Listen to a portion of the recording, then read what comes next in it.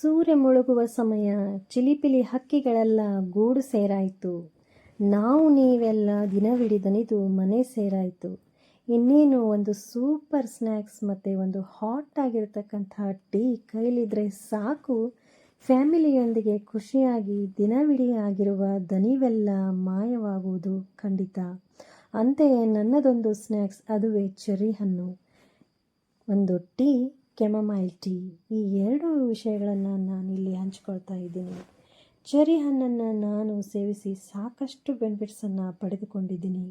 ಈ ಹಣ್ಣು ನ್ಯಾಚುರಲ್ ಆಗಿ ಸ್ವೀಟ್ನೆಸ್ಸನ್ನು ಹೊಂದಿದ್ದು, ಇದರಲ್ಲಿರುವ ಆ್ಯಂಟಿ ಆಕ್ಸಿಡೆಂಟ್ಸ್ ಮತ್ತು ವಿಟ್ಯಾಮಿನ್ಸ್ ಬ್ರೈನ್ ಹೆಲ್ತನ್ನು ಬೂಸ್ಟ್ ಮಾಡುತ್ತವೆ. ಅಷ್ಟೇ ಅಲ್ಲದೆ ಇದರಲ್ಲಿರ್ತಕ್ಕಂತಹ ಮೆಲಾಟೋನಿನ್ ಅಂತಕ್ಕಂತಹ ಅಂಶ ನಮ್ಮೆಲ್ಲರಿಗೂ ರೆಸ್ಟ್ಫುಲ್ ಸ್ಲೀಪನ್ನು ನೀಡುತ್ತದೆ ಮತ್ತು ಇದರಲ್ಲಿರುವ ಕೆರಟಿನಾಯ್ಡ್ಗಳ ಸಮೃದ್ಧ ಮೂಲವಾಗಿರುವುದರಿಂದ ರಕ್ತದಲ್ಲಿನ ಸಕ್ಕರೆಯ ಮಟ್ಟವನ್ನು ನಿಯಂತ್ರಿಸುತ್ತದೆ. ಮಧುಮೇಹವನ್ನು ನಿಯಂತ್ರಿಸಿ ಸಾಕಷ್ಟು ಒಂದು ಸಕ್ಕರೆ ಕಾಯಿಲೆಯನ್ನು ಹೊಂದಿರೋರಿಗೆ ಉತ್ತಮವಾಗಿರ್ತಕ್ಕಂತಹದ್ದು. ಇದು ಪೊಟ್ಯಾಷಿಯಮನ್ನು ಹೊಂದಿದ್ದು ದೇಹದಲ್ಲಿ ಹೆಚ್ಚುವರಿಯಾಗಿರ್ತಕ್ಕಂತಹ ಸೋಡಿಯಂ ಅಂತಕ್ಕಂಥ ಅಂಶವನ್ನು ತೆಗೆದುಹಾಕುತ್ತದೆ. ಅಲ್ಲದೆ ಇದು ದೇಹದಲ್ಲಿರ್ತಕ್ಕಂತಹ ಪೊಟ್ಯಾಷಿಯಂ ಮತ್ತು ಸೋಡಿಯಮನ್ನು ಸಮತೋಲನಗೊಳಿಸುತ್ತದೆ. ಈ ಹಣ್ಣು ಯಾರಿಗಿಷ್ಟ ಇಲ್ಲ ಹೇಳಿ? ಚಿಕ್ಕ ಮಕ್ಕಳಿಂದ ಹಿಡಿದು ವಯಸ್ಸಿನವರವರೆಗೂ ಕೂಡ ಈ ಹಣ್ಣನ್ನು ತುಂಬಾ ಇಷ್ಟಪಟ್ಟು ಸೇವನೆ ಮಾಡ್ತಾರೆ. ಇದರ ಅದ್ಭುತವಾಗಿರ್ತಕ್ಕಂತಹ ಬೆನಿಫಿಟ್ಸನ್ನು ತಿಳಿದುಕೊಂಡ್ರಲ್ಲ, ನೀವು ಕೂಡ ಇದನ್ನು ಒಂದು ನಿಮ್ಮ ಲೈಫ್ನಲ್ಲಿ ಅಳವಡಿಸ್ಕೊಳ್ಳಿ. ಇನ್ನು ನಾನು ಸೇವಿಸ್ತಕ್ಕಂಥ ಒಂದು ಟೀ, ಕೆಮಮೈಲ್ ಟೀ. ಈ ಕೆಮಮೈಲ್ ಟೀ ಇದು ಒಂದು ಹೂವು ಮತ್ತು ಒಂದು ಮೊಗ್ಗಿನಿಂದ ಮಾಡಲ್ಪಡ್ತಕ್ಕಂತಹ ಒಂದು ಟೀ.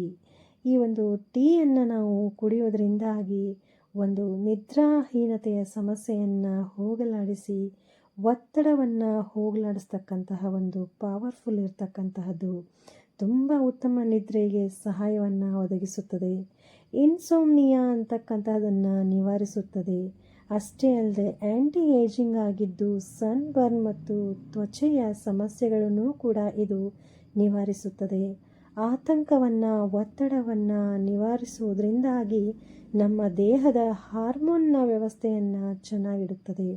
ಸ್ನೇಹಿತರೆ, ಈ ಒಂದು ಟೀಯನ್ನು ನಾವು ಬಿಸಿ ನೀರನ್ನು ಕಪ್ಗೆ ಹಾಕಿ ಆ ಕಪ್ನಲ್ಲಿ ಒಂದು ಕೆಮಮೈಲ್ ಟೀಯ ಬ್ಯಾಗನ್ನು ಡಿಪ್ ಮಾಡಿ ಒಂದು 5 ನಿಮಿಷದವರೆಗೂ ಕಾಯ್ದು ನಂತರ ಅದನ್ನು ತೆಗೆದು ನಾವು ಈ ಟೀಯನ್ನು, ಈ ಒಂದು ಹಣ್ಣನ್ನು ಸೇವಿಸಬಹುದಾಗಿದೆ. ಸ್ನೇಹಿತರೆ, ನಾನು ಕೂಡ ಈ ಒಂದು ಕೆಮಮೈಲ್ ಟೀಯ ಸಾಕಷ್ಟು ಲಾಭಗಳನ್ನ ಪಡೆದುಕೊಂಡಿದ್ದೀನಿ. ಜೊತೆಗೆ ಈ ಒಂದು ಚೆರ್ರಿ ಹಣ್ಣಿನ ಲಾಭಗಳನ್ನು ಕೂಡ ಪಡೆದುಕೊಂಡಿದ್ದೀನಿ. ತಾವುಗಳು ಕೂಡ ಪಡೀಲಿ ಅನ್ನೋ ಉದ್ದೇಶದಿಂದಲೇ ಈ ಒಂದು ವಿಷಯವನ್ನು ನಿಮ್ಮೊಂದಿಗೆ ಹಂಚ್ಕೊಳ್ತಾ ಇದ್ದೀನಿ.